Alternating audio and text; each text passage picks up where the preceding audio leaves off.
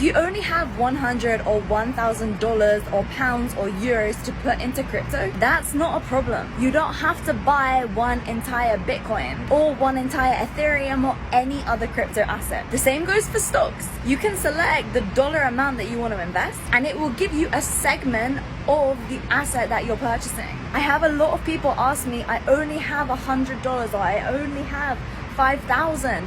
That doesn't matter. As long as you've educated yourself on what you're investing in and you understand how it works, then put in the amount that you feel comfortable with. I'm extremely grateful to be 24 years old and to be able to rent an apartment with this insane view, and it comes to being smart with how I invest my money and how I save and how I spend.